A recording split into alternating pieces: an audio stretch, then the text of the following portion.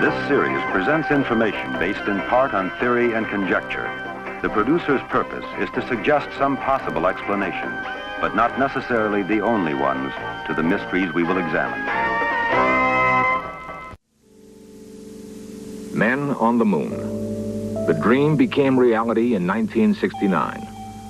A number of the astronauts who would travel to the moon brought back stories of special perceptions they had in space. Astronaut Edgar Mitchell was so intrigued that on his 1971 voyage to the moon, he attempted a secret experiment. Mitchell tried to send telepathic images to 4 colleagues on Earth. The results were analyzed by mathematicians. They concluded that the odds against duplicating Mitchell's results by chance were 3,000 to 1. You ready? Okay, pay attention now. Think of what I'm thinking of. Here I go. The same simple experiment Edgar Mitchell performed from the moon has been performed by amateurs and scientists on Earth for 50 years. The results argue persuasively that something more than chance is at work. They also indicate that at one time or another, most people exhibit some ESP power. Children are often particularly sensitive. Perhaps that's because no one has taught them to laugh at ESP. There are newer, more sophisticated ways of testing ESP. Tests that seem to confirm some ability in people beyond what is considered to be the normal range. Investigators are beginning to find ways to perfect those abilities. ESP is real, they believe, and it can be taught to almost anyone who is willing to learn.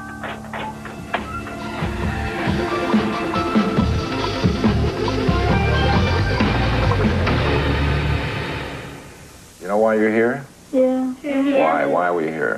Talk about ESP. ESP. What is ESP? Extrasensory perception. What does that mean? I don't know. You know what I mean? You can predict the future. Predict the future? Yeah. You Well, can read people's minds. Uh-huh. Okay. Okay. Good. Okay. What did I just do? How do you know? I heard You heard it and you saw me. That's right. You used 2 senses, right? We have 5 senses. We just used 2 of them. Hearing is 1, seeing is 1, smelling is 1, tasting is right. Okay? You get the idea? Feeling, exactly. Exactly. My hand is on your arm, right? How do you know? I can. You can feel it and you can see it. Yeah. 2 senses working. Okay, we have 5 senses. Now, there's a possibility that we may be able to tell each other things without using the senses. Without hearing, seeing, tasting, touching, smelling. That's right, for your mind. That's right. That means extrasensory communication. That means outside of the 5 senses. Okay? There's a possibility. Okay, here we go. Each take a pad. The children are 4th graders from a Los Angeles area public school. They were selected on the basis of their enthusiasm for the experiment. None has had his ESP ability tested before. The test was designed by the late Dr. Joseph Rhine, a pioneer ESP researcher at Duke University. I have here a deck of 25 cards, and these are the symbols, okay? This is a wave, there's a star, there's a plus or a cross, a circle, and a square, okay? Here's what we're going to do. We're going to see if it's possible for you to read my mind, to see if we can communicate. There's no problem with this. It's going to be a very simple procedure, then I'll explain how I'll do it, okay? I'm laying the deck down here. I'm going to pick up 1 card at a time. Okay. When I pick it up and look at it, I will concentrate on the picture that's on the card, and I will say, ready, okay? As soon as you get a hunch or a feeling or an idea of what that picture is, put a check on number 1 under the image that you think I'm looking at. Is that clear? Yeah. Okay? All right, let's begin then. Professor Rhine gave this identical test to thousands of persons during his 3 decades of ESP research. With the aid of statisticians, Rhine plotted the scores that could be attributed to luck and the scores that couldn't. In this test, 2 children scored much higher than random chance would dictate. One child did worse than he might have done by simply guessing. Investigators call this phenomenon a negative ESP effect. Ready. The test was given a second time. Ready. 23. Ready. 24. Ready. 25. Ready. Okay, you got them all? Yeah. Okay, tell you what we're going to do this time. We all have the same cards. We all have a group of 5 cards. After the second run-through, it was apparent that some children who did well the first time had fallen behind. Other children who scored poorly at first did much better the second time. Listen. A new test was improvised to see if the children who were improving would continue to do so. I'm going to take one card, and I'm going to study it. I'm going to hold it right here. You don't know what it is. I'm going to study it. I want you to pick out of your hand the card that you think I'm holding. When you think you know what I'm holding, pick it out of your hand. Don't let anybody see what you're doing, and put it on the table. Are we all done? Okay, we've all made a choice? Yes. Okay, here goes my card. Now, turn over and let's see what you got.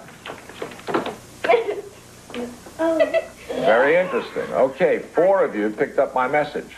So maybe I did a pretty good job sending messages that time, huh? Yeah. 4 of you got my message, right? Okay, let's do it again. Shuffle them up. Okay, very good. All right, I'm going to pick a card. I'm going to concentrate on it very hard. See if you can tell what I'm looking at. I'm staring at it very hard. We all got the message? Yeah. Okay, here we go. Turn them over. I have a circle. Okay. All right, we did 3 that time. I did a little better the first time, didn't I? You got both of them. How many got it twice in a row? Just the one. Okay. Relax. This is not hard work. This is not hard work, except for me. Okay, we ready? All right, I'm picking a card right now. I have it. Everybody down? Everybody got a card down. Turn it over. Let's see what you got. Okay. Well, I didn't do very well that time. Look at oh, how many of you thought I was holding a star? I got 3 out. 3 out of 3. In the first written test, J.J. scored lowest. Now, it looked like he was coming on strong. I am making a choice. Choosing. Okay, here we go. I'm looking at a card. Now I made, it may be any one of the 5. I'm not going to try to trick you or anything like that. It may be any one of the 5, and I have it. I have it. Be careful now. See if you can get what I've got here. Everybody down? Yeah. Turn them over. Let's see what you got. JJ, you did it again. Oh. That's 4 in a row. That's remarkable. Okay, very interesting. One more time. Okay, I'm making a choice. I have just chosen a card. Make a choice. Make a choice and put it down. Okay, you ready? All right, let's see how we do. Turn it over. JJ, that's 5 in a row. 5 in a row. You sure you're not reading my mind? You must be. So something's happening between JJ and I. You're so close. There's a message taking place. Very interesting. Okay. It seems that even in an experiment as simple and as primitive as this, some patterns do develop. It's also obvious in this particular experiment that at least one individual showed a remarkable development of his ability to track in on his ESP power.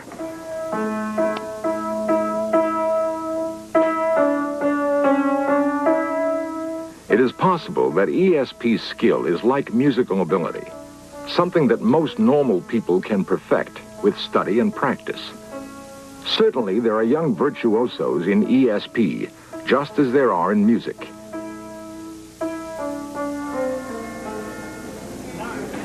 Performances by ESP virtuosos, if indeed that's what they are, attract a lot of attention. Public acceptance of ESP and other psychic phenomena appears to be increasing, behavior that once got people burned at the stake. Researchers include ESP among other expressions of psychic power, like the professed ability of some to bend metal with their minds. My son Christopher here, seated in front of you, is going to be the one that primarily... Dr. Lawrence Kennedy uses spoon bending to illustrate the power he believes everyone can be trained to use. We're using an energy that surrounds this planet that's here for all of us to use. This is coming from a source that you've all been trained to use. Everybody can do this phenomenon. It feels like one of those plastic swivel sticks, as I started saying, that has been heated over a candle. And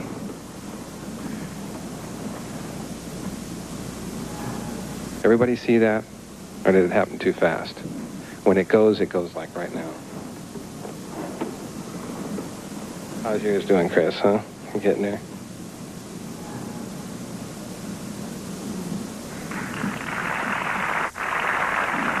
There you go.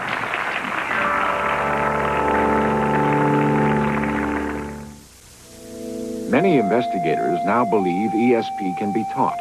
At a farm in Afton, Virginia, a teaching experiment is about to begin. The farmhouse contains a modern electronic laboratory. It is the work of retired businessman Robert Monroe. He and assistant Nancy Honeycutt attempt to teach others how to separate mind from body. It is a feat Monroe has learned through trial and error. We're going to start off by putting the electrodes on. From this, we're reading the galvanic body response, and it gives us an indication of how relaxed you are, and then we can have some idea of how you're doing here. Do you hear me? Yes, I hear you clearly. How do you feel? Quite relaxed. That's very good, very good. Should I go through my regular breathing exercise? Just begin your resonant breathing exercise. Your resonant breathing exercise. Start it now. The experiment is designed to give people a new perspective on the power of their minds. Monroe's work is being paralleled on a somewhat larger scale nearby at the University of Virginia. At the American Institute for Psychical Research in New York, a man named Alex Tanos is about to undergo an elaborate test of his ESP powers. From an insulated cage, Tanos will try to project his mind's eye into a nearby lab, there to see an image projected on a screen.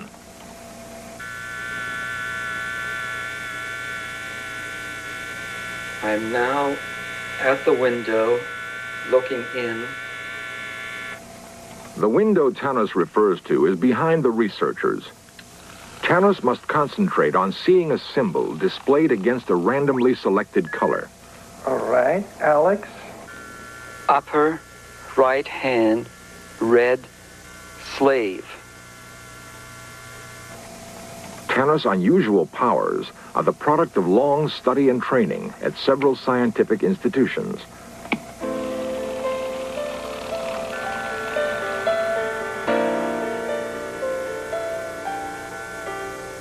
The University of California's Davis campus near Sacramento. Here, as elsewhere, ESP is undergoing increasing scientific scrutiny. Dr. Charles Tart is a psychologist. ESP is really the name for a paradox. It means something happens, information gets transmitted, and we don't know how it gets there, and we think it shouldn't get there given the way we understand the physical universe. I'd like to be able to say it's a certain kind of energy, but we can't say that. We don't know enough about it. What we have to do is start where other sciences started in their infancy, is simply observe what happens and hope we can find some regularities that will do it. The major point of my research is to start with college students, find those who have some latent ability to use ESP, and train them so they can use it strongly and regularly. That's what it's all about. Dr. Tart has chosen Karen Kamastia for an exhaustive battery of tests. This is the 10-choice ESP trainer that you're going to work out on today. What it basically is 10 different options. I'm going to go off in the next room in a few minutes, and I will randomly select one of these to be the target and try to send it to you. When I do, the green light will come on so you'll know I'm sending. What you want to do is do whatever feels right inside you to try and get an ESP impression. And when you've got it, push the button of what you think it is. Now, it makes it easier for me to send if you kind of run your hand around so I get an idea of when you're close and when you're not. Okay, and then once you push it, whatever the right one was, it'll light up in the circle. And you'll be able to tell whether you were right or wrong and why you were right or wrong and just how, so you'll have a chance to learn ESP. Okay? Mm-hmm. This TV camera is what gives me that ability to see what you're doing. This is the inside of the sender's chamber.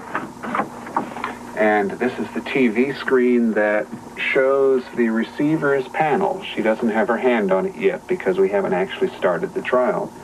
You can see we have basically an identical panel here that the sender can concentrate on. And to actually start the ESP sending, I push this lever to choose and load, which randomly selects a number. I have nothing to do with it. It's done electronically. And then when I pull the present lever, the machine has randomly chosen target 5. You can see that Karen's seen the ready light come on and is now beginning to move her hand around, and as she gets close to number 5, I'm going to try to tell her that's it. This is the time for her to make a choice.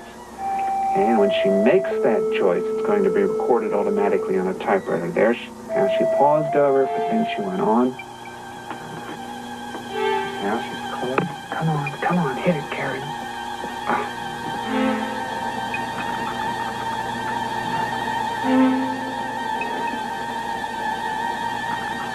Karen misses. The typewriter automatically records her selection and the time she took to make it.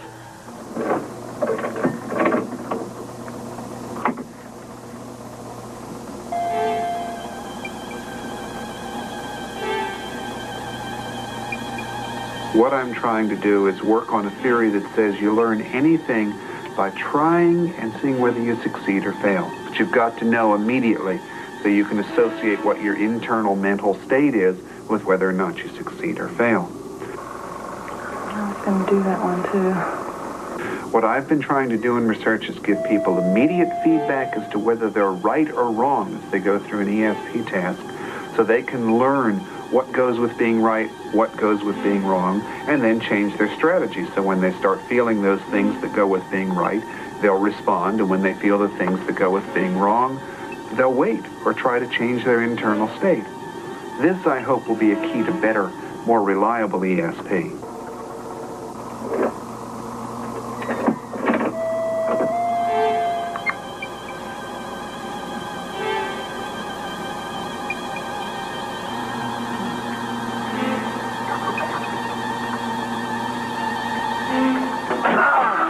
Most scientific thinking today about the brain assumes that basically consciousness is nothing but brain activity. All your loves, your fears, your hopes, everything that matters to you eventually comes down to nothing but electrical and chemical impulses in the brain.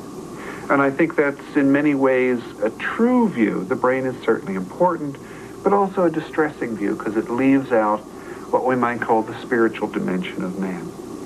Now, my research is aimed at finding out whether that spiritual dimension really exists. Is the brain really nothing but a blown-up computer of the sort anyone can buy now, just many orders of magnitude more complex?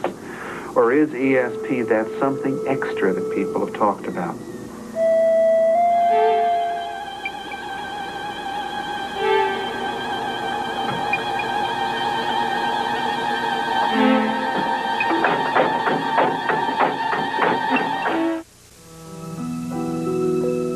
The village of Tiahuanaco, Bolivia.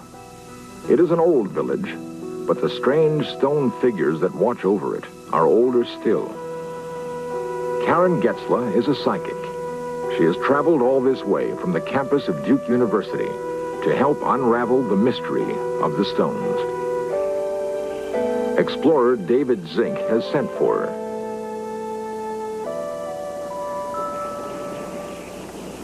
Karen is considered something of a mystery herself. I don't know. Investigators at Duke University have been baffled by the strength of her ESP power. She feels that the same kind of ESP power is evident in the debris of Tiahuanaco. Karen believes that the mysterious architects of these ruins had psychic abilities beyond the reach of modern men. There may be an important lesson here for we who are just beginning to explore the possibilities of the mind. How could a civilization with advanced psychic skills have vanished without a trace? Energy up here, and it's a nice clear line coming up. And I can't believe that it would just be coming off of a couple of dumb pieces of rock. There's Where's the main energy coming from? It's in a really clear line. Back towards Tiahuanaco? Back towards Tiahuanaco, but it's in the ground, I think. I wish they could do some... I had a shovel. Karen's psychic impressions of Tiahuanaco lead her to think the ancients could communicate telepathically. Once this civilization reached full flower, Karen believes that instead of pushing toward new frontiers of thought, the ancients turned their minds against each other. Hopefully, we will not be so foolish.